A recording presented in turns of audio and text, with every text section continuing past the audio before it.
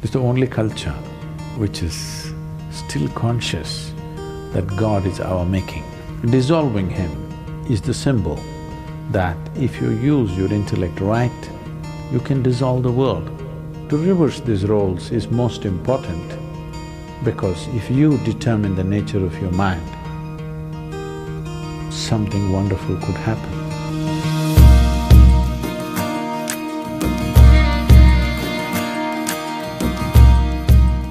There is a festival in the months of August and September in India. It's called Ganesh Chaturthi. It is a god with an elephant face. It was not supposed to be an elephant, it was supposed to be a Ghana. Somewhere one artist made a mistake and it became an elephant. It's called Ganapati, that means the chief of Ghanas. So, they will make an image of Ganesh with clay, unburnt, and then they will paint him up nicely. Some people do without paint, some people do with paint.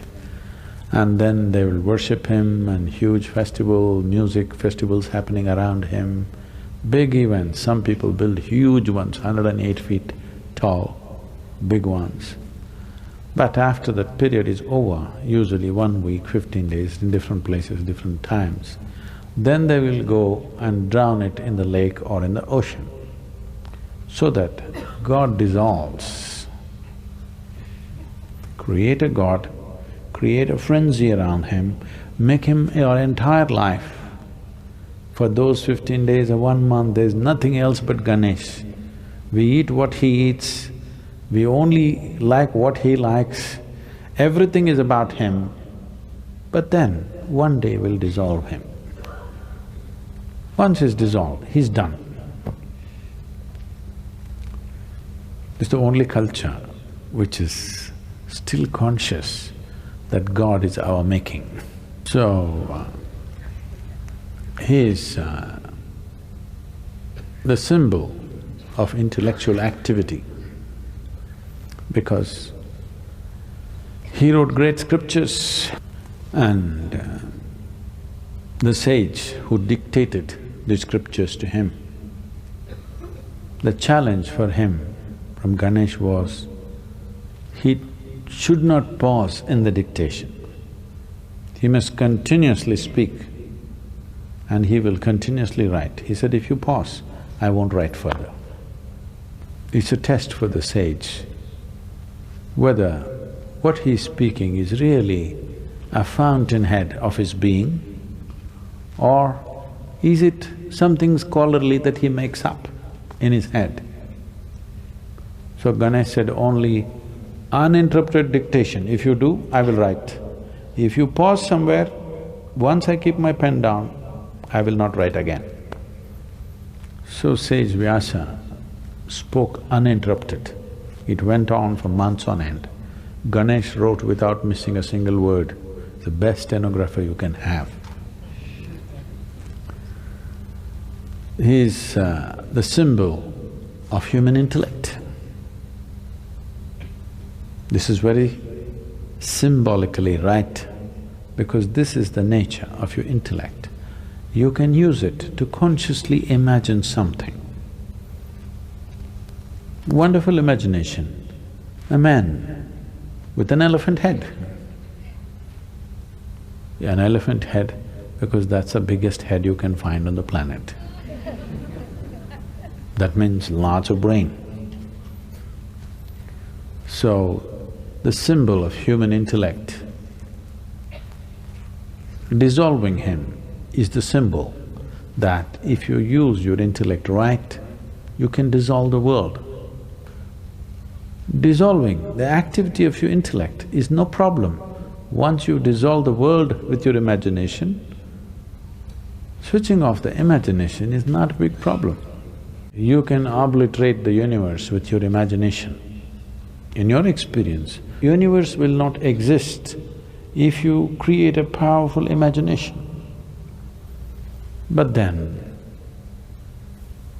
switching off the imagination is a much simpler process. If the imagination is consciously developed, turning it off is easy. Right now, bits and pieces of imagination happening unconsciously, it looks like it's impossible to stop it. So the entire festival is symbolic of this, that we create him and you must see the festivity that happens around him. Usually he's kept in public places. In every home it'll be kept, private ones.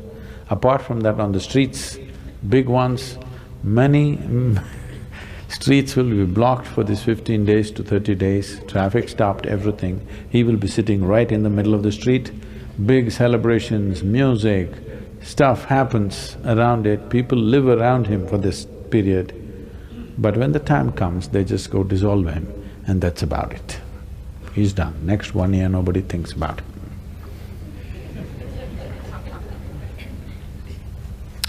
If you could do this full-fledged with your imagination and your intellect, oh, this mind or this activity that we call as mind,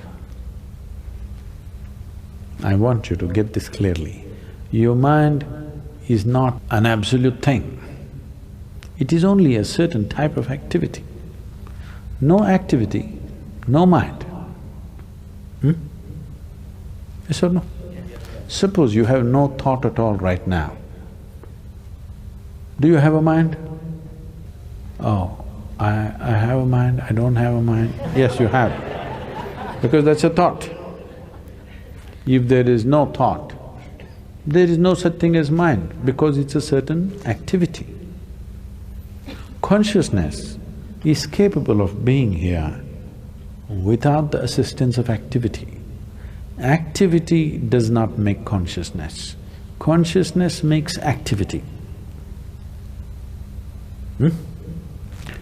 I move the hand. The hand does not move me. It's me who moves the hand. Similarly, it's me who moves the mind. It's not the other way round, but it's become the other way round. The nature of your mind has become you, isn't it? All the freaky stuff that your mind does has become your quality, isn't it? Now, to reverse these roles is most important, because if you determine the nature of your mind, something wonderful could happen. If your mind determines the nature of who you are, it is an accident.